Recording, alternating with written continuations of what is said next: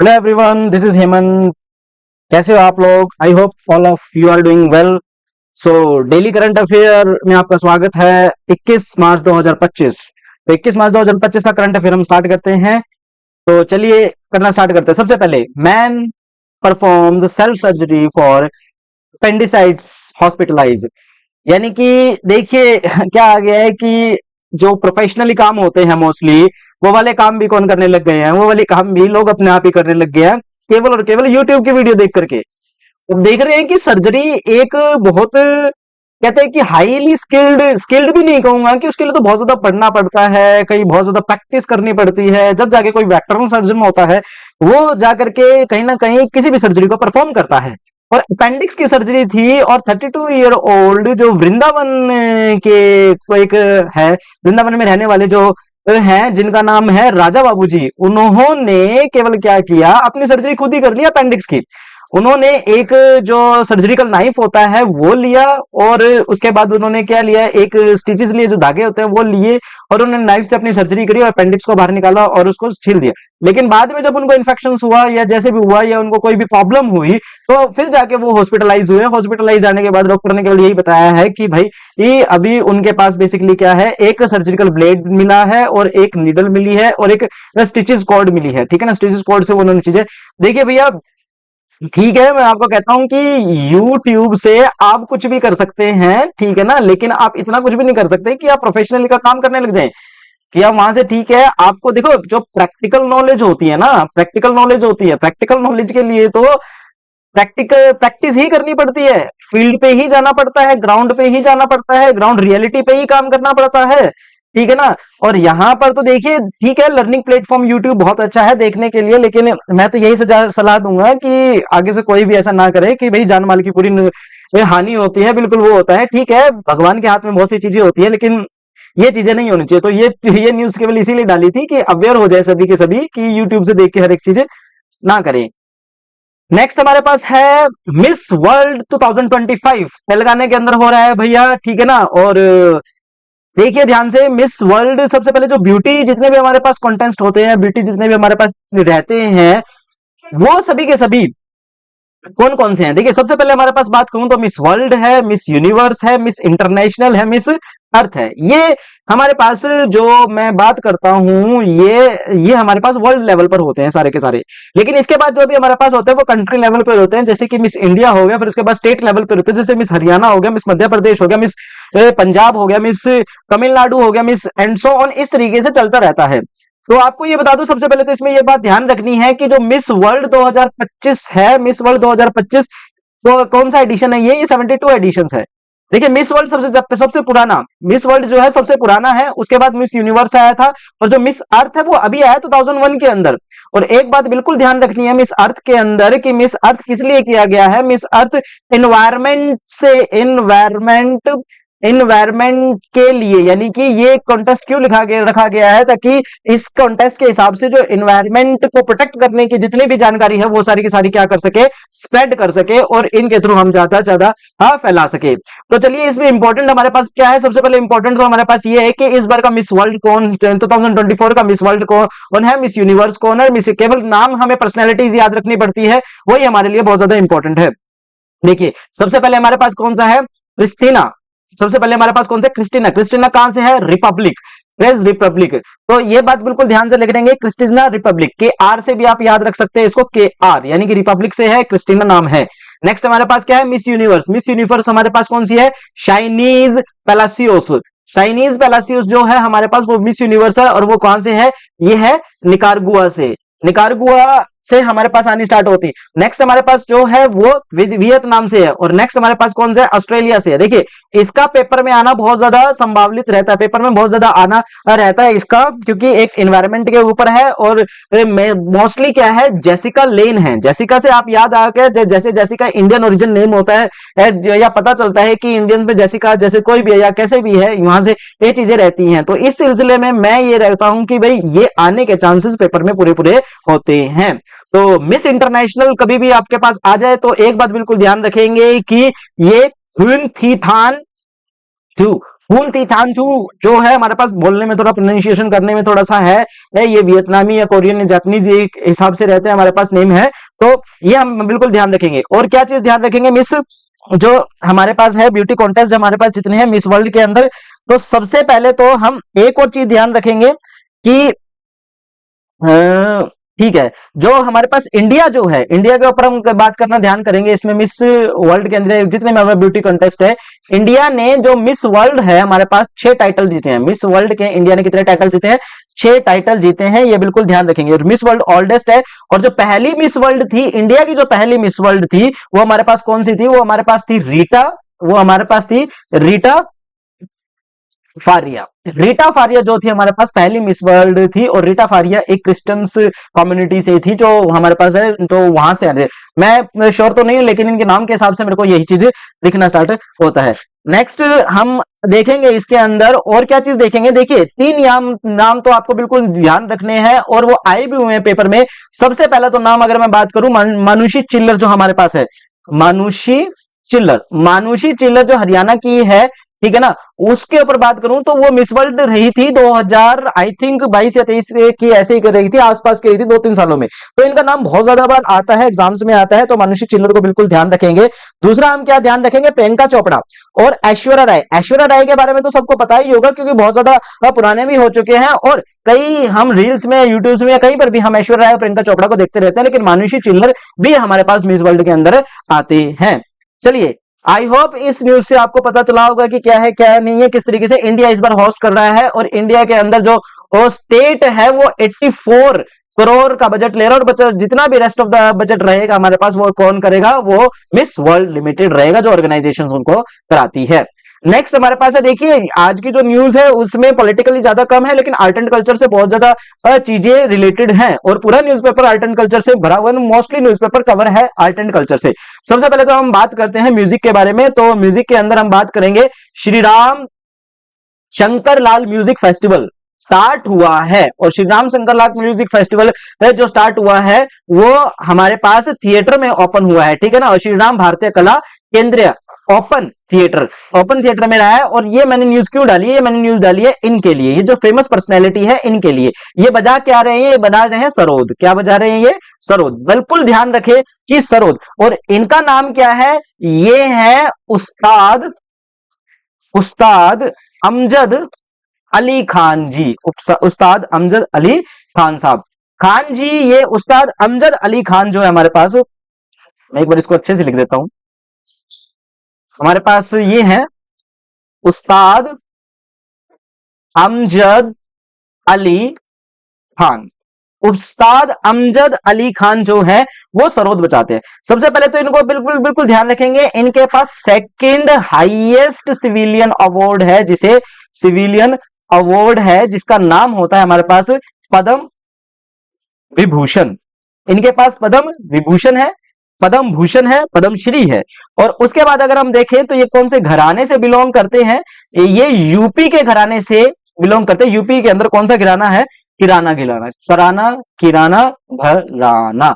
ये बिल्कुल ध्यान रखेंगे। सरोद आते ही देखिए क्या बात होती है कि इंस्ट्रूमेंट के ऊपर क्वेश्चन आते ही आते हैं, और इंस्ट्रूमेंट के ऊपर क्वेश्चंस करंट से आते हैं, तो आपको ध्यान रहना चाहिए कि आसपास अब की करंट में कौन सी पर्सनैलिटीज हमारे पास है, या न्यूज़पेपर कौन सी पर्सनैलिटीज कवर कर रहे हैं। क्योंकि देखिए जो भी ये न्यूज बनाते हैं, जो भी हमारे पास क्वेश्चंस बनाते हैं, वो न्यूज़पेपर पढ़ते ही पढ़ते हैं। जैसे प्रोफेसर की बात कर लूं या इन्हीं की भी बात कर लूं, एसएससी के अंदर बैठे हुए या यूपीएससी के अंदर बैठे हुए जो भी हमारे पास क्वेश्चन सिलेक्टर होते हैं, वो न्यूज़पेपर पढ़ते हैं, और न्यूज़पेपर पढ़ के वो ये एक्सपेक्टेशन रखते हैं कि जो न्यूज़पेपर में आ रहा है एटलीस्ट उसको तो स्टूडेंट कवर कर रहा है, उसको तो स्टूडेंट पढ़ रहा है।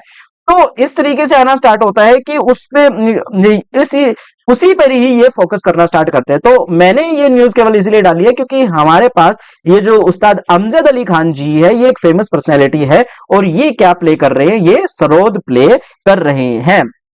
चलिए नेक्स्ट हम अपनी स्लाइड के ऊपर जाना स्टार्ट करते हैं। दिस वन, इसको देखते हुए ये जो हमारे पास है राइजिंग फ्रॉम द एशेज, ये जो हमारे पास है, इसको देखते हुए आपको कांतारा मूवी का सीन याद आ रहा होगा। कांतारा मूवी का सीन याद आ रहा होगा। ये भी इसी तरीके से है। ये मैंने क्यों डाला है यहाँ पे? ये सबसे पहले तो फेस्टिवल है एक, ये एक फेस्टिवल है, और फेस्टिवल कहां का है? ये फेस्टिवल है केरला का। ठीक है ना, केरला का फेस्टिवल है हमारे पास यहाँ पे। और जो हमारे पास केरला का फेस्टिवल है इसका नाम क्या है, इसका नाम है Theyyam. That festival is called Theyyam. और थय्यम का मतलब क्या होता है, थय्यम का मतलब होता है गोड। क्या होता है, गोड। अब ये थय्यम फेस्टिवल कब मनाया जाता है, देखिए जो मलयालम कैलेंडर होता है हमारे पास, थय्यम फेस्टिवल की मैं बात करूं, मलयालम जो कैलेंडर होता है, जैसे जो लोकल कैलेंडर होते हैं या मलयालम मंथ के हिसाब से, मलयालम कैलेंडर के मंथ के हिसाब से एक थुल्लू सॉरी थुल्लम थुल्लम मंथ आता है। उस थुल्लम मंथ जो होता है वो थुल्लम मंथ कब आता है, थुल्लम मंथ आता है मिड अक्टूबर में। तो बिल्कुल ध्यान रखेंगे कि थुल्लम मंथ होता है, उस मंथ के अंदर कौन सा ये जो फेस्टिवल है ये बनाया जाता है। ये फेस्टिवल कौन सा होता है, ये होता है थय्यम। जो थय्यम फेस्टिवल होता है, और जो केरला के अंदर कई थय्यम्स होते हैं, कई थय्यम्स परफॉर्म किए जाते हैं। उस थय्यम के अंदर क्या होता है, उस थय्यम के अंदर ये होता है कि थय्यम के अंदर एक गॉड होता है जो कि इसी तरीके से डेकोरेटेड होता है, अपने आप में अपनी पूरी बॉडी को डेकोरेट करता है। यानी कि ये अगर मैं बात करूं तो ये थय्यम है, ये गॉड है। ये गॉड क्या करते हैं, ये गॉड एक लड़ते हैं इविल से, यानी कि कोई भी जो दूसरा या बुरा गॉड होता है, कोई भी राक्षस होता है, उससे लड़ते हैं, उससे लड़के चीजें करते हैं आगे।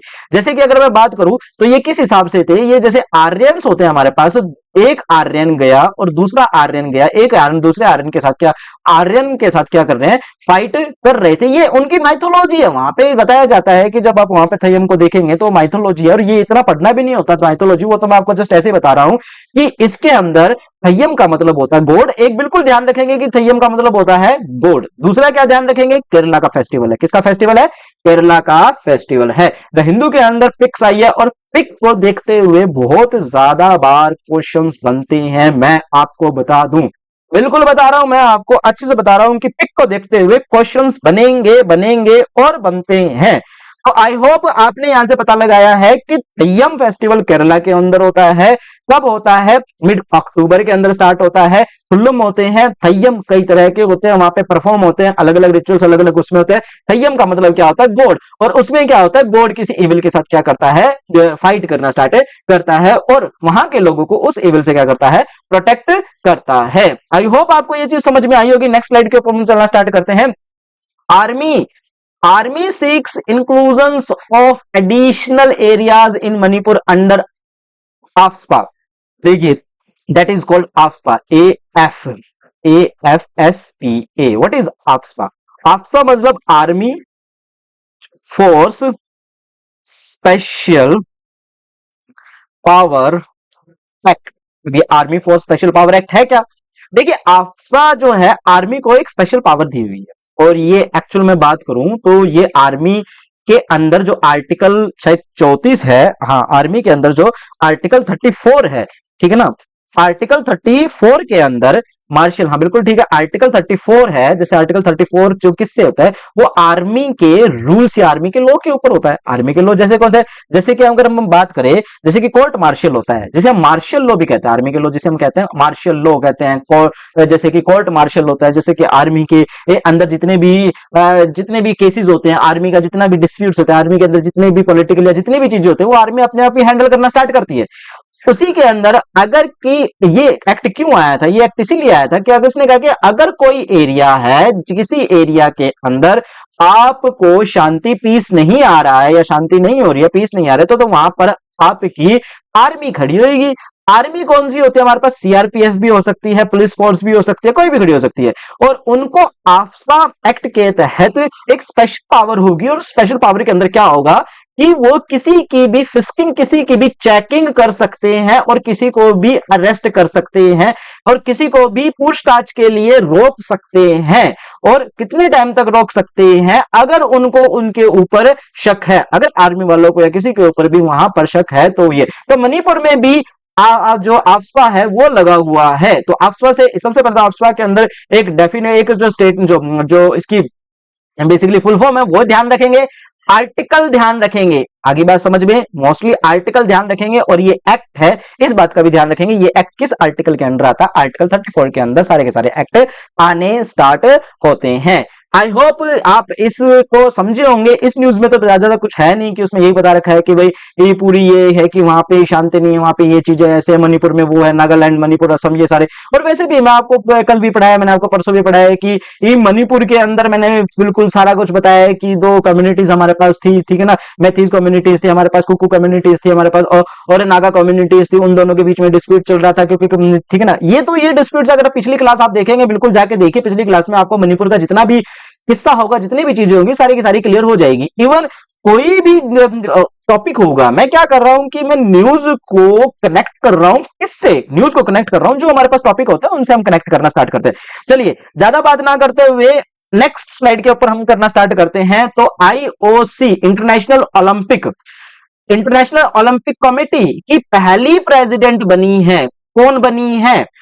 कोवेंट्री। जो कोवेंट्री है यानी कि क्रिस्टी कोवेंट्री जो जिम्बाब्वे की है, वो पहली वुमेन बनी है and African to elected president of the International Olympic Committee की पहली क्या बनी है हमारे पास? सबसे पहली वुमेन लेडी बनी है। तो फर्स्ट बनी है, इसलिए मैंने इसको न्यूज में डाला है और इंपॉर्टेंट है ये पता, ये बिल्कुल ध्यान रखना चाहिए। कहां की है? जिम्बाब्वे की है, अफ्रीका के, अफ्रीकन एक कॉन्टिनेंट के अंदर जिम्बाब्वे आता है, जिम्बाब्वे से है हमारे पास, फर्स्ट वुमेन है, ये बिल्कुल ध्यान रखेंगे। और किसकी फर्स्ट वुमेन है? IOC, international Olympic committee. अगर कभी भी इंटरनेशनल ओलंपिक कमेटी के बारे में बात आए तो हम यहां पर ये चीजें कर सकते हैं। The 7-time gold medalist who has been IOC member since 2013 has been the chairmanship of athlete commissions between this and this. So Conway had claimed in her manifestos that this must athletes, हाँ आगे इसके अंदर ऐसा कुछ है नहीं, इसमें जो भी है जैसे भी है, तो ये बिल्कुल ध्यान रखेंगे। ये मैंने न्यूज में इसीलिए डाला है क्योंकि ये फर्स्ट वुमेन है। नेक्स्ट हम स्लाइड पे जाते हैं, हमारे पास बैडमिंटन की स्लाइड पे हम जाना स्टार्ट करते हैं। ये मैंने क्यों डाला है? देखिए सबसे पहले तो गायत्री एंड प्रिशा गुन इन स्टेट। देखिए सबसे पहले तो आप नाम, पर्सनैलिटी के नाम याद रखिए क्योंकि बिल्कुल नाम याद आ जाता है। आजकल छोटे छोटे जो नाम है वो आते हैं, वो मैं बता रहा हूं आते हैं। गायत्री जो sorry Prisha and Gayatri pairs in quarter finals, Rajawat, Srikanth and Sindhu bow out, मतलब ये बाउट आउट है, ये क्वार्टर फाइनल में हमारे पास जा चुके हैं। तो सबसे पहले तो अगर हम बात करें बैडमिंटन की, बैडमिंटन के अंदर सबसे पहले तो आप एक बात ध्यान रखेंगे, बैडमिंटन के अंदर जो टूर्नामेंट होते हैं यानी कि जो इंपॉर्टेंट कप होते हैं, वो कौन कौन से कप होते हैं? देखिए आते हैं, बिल्कुल आते हैं, मैं आपको बता रहा हूं। सबसे पहले तो हमारे पास आता है थॉमस कप। तो इसको कराता कौन है? डब्ल्यू बैडमिंटन, जो WBF रहता है यानी कि वर्ल्ड बैडमिंटन फेडरेशन हमारे पास होती है, वो ये करवाना स्टार्ट करती है। I think I am not wrong, WBF ही हमारे पास होती है। जो थॉमस कप होता है वो सबसे पहले होता है। थॉमस कप किसका होता है? ओनली फॉर मेंस का थॉमस कप होता है। अगर मैं दूसरी बैडमिंटन के बारे में बात कर दूं तो थॉमस कप के बाद हमारे पास होता है ऊबर कप। किसका होता है? Uber cup. ये ऊबर कप मेंस का नहीं होता है, ये किसका होता है? Only for women's. यहां पे वुमेन का होता है हमारे पास। और एक लास्ट हमारे पास कप कौन सा आना स्टार्ट होता है? That is called Sudir Cup, that is called Sudirman Cup जो होता है वो किसका होता है? वो ड्यू का होता है, जिसमें मेल प्लस फीमेल दोनों के दोनों हमारे पास रहते हैं। तो ये बिल्कुल ध्यान रखेंगे। क्वेश्चन क्या आता है? क्वेश्चन ये आता है कि बैडमिंटन के अंदर जो हमारे पास थॉमस कप होता है वो किससे रिलेट करता है? बैडमिंटन से रिलेट करता है। ऊबर कप जो होता है वो किससे रिलेट करता है? बैडमिंटन से रिलेट करता है। देखिए मैं जो ये हमारे पास मैं वीडियो बना रहा हूं, मेरे वीडियो बनाने का पर्पस यही होता है कि न्यूज को, आपकी न्यूज के अंदर जो डाटा होता है, न्यूज के अंदर कोई सी के बारे में होता है, वो आपकी जो फैक्चुअल नॉलेज है उसको किस तरीके से, कॉन्सेप्चुअल नॉलेज है उसको किस तरीके से जोड़ा जाए। चलिए नेक्स्ट हम देखना स्टार्ट है। चलिए हमारी स्लाइड तो खत्म ही होगी है, तो ये लास्ट हमारी स्लाइड्स थी।